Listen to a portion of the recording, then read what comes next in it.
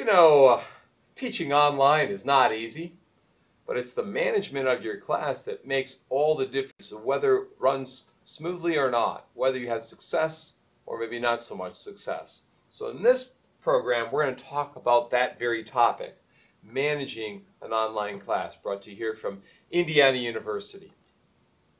Now, there are many roles or hats for an online instructor. One of the roles or hats that we have in being an online instructor is a social hat.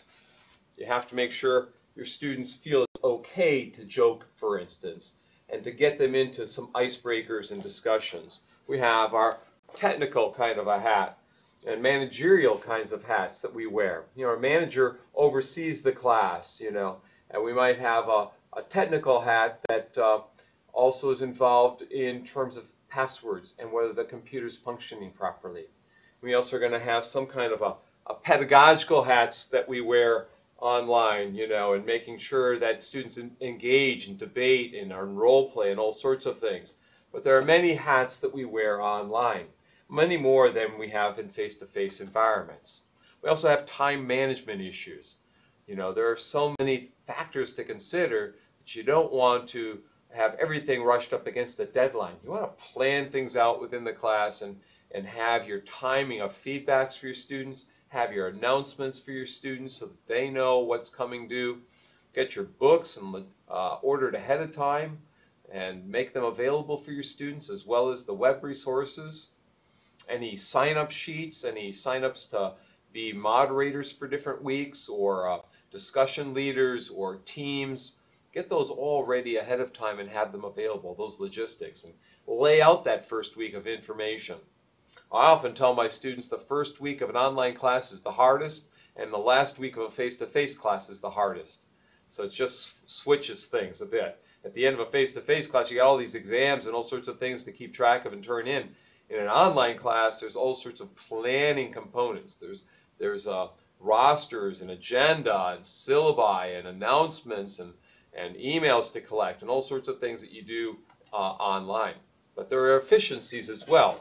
There are things you can do to make that class be more efficient than you ever could imagine, by archiving prior work, by saving posts that are long, that are important across classes or across sections, and reusing them in some ways, by timing when you're going to go in every week and don't go in every day.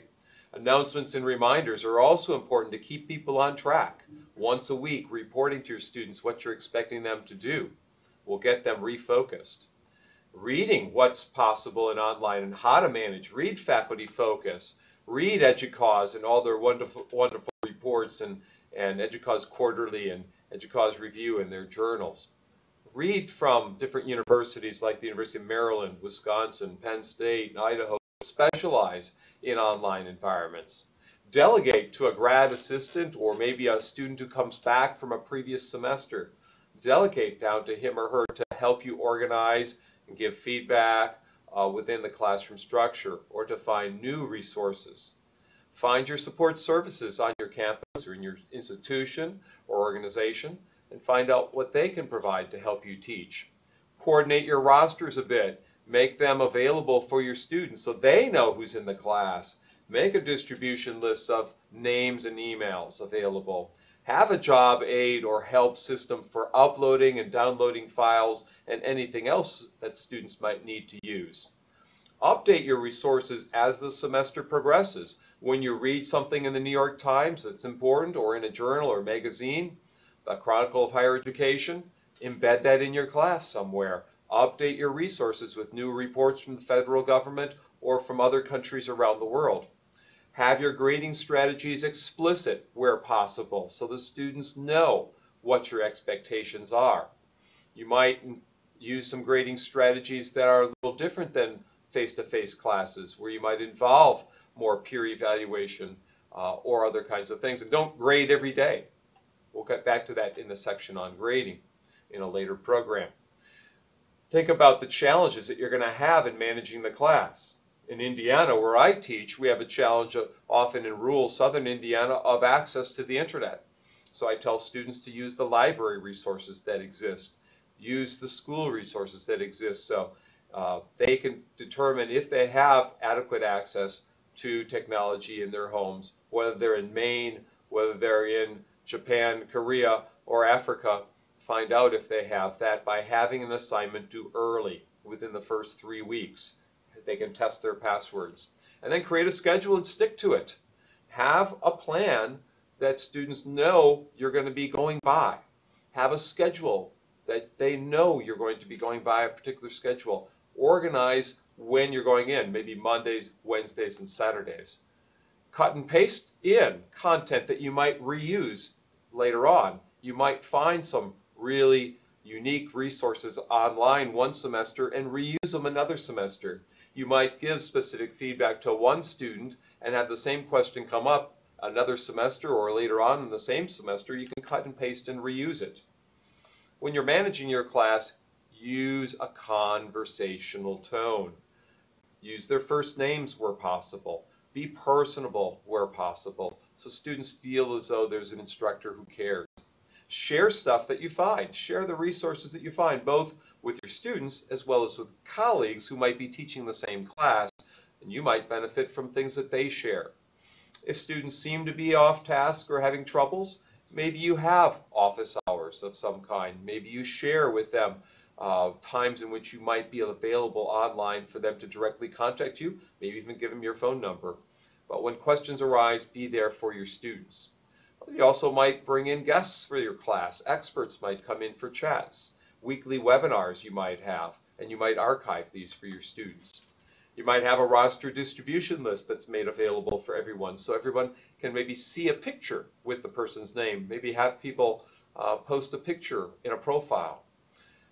During the week, you might have emails that summarize or weave together what's going on, or recap events, or address particular problems. Have 1 or 2 summary emails each week. That's very beneficial for your students.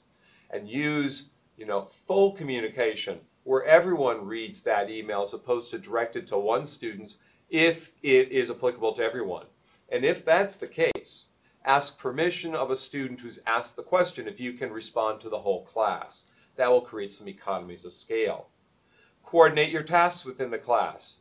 Have maybe other instructors who teach the same class share contents with you. You share with them. You are, in effect, creating some economies of scale by having instructors across different sections, maybe even different parts of the world, share and create.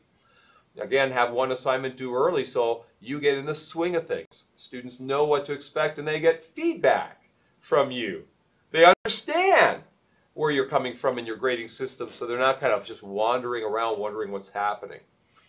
Assign roles for students, task structures for students, maybe devil's advocate every week, maybe a summarizer, or an optimist, a pessimist, but assign and coordinate roles. And if someone's off task, bring them back into the classroom setting through a casual email directed to them, not to the entire class. If you need to, even perhaps call them if they're not participating at all. But disruptive students don't make fun of in front of the whole class. Bring them to the side. I wish you great luck in managing your online class. It's not easy to do, given the roles that you have to play in an online class or forum.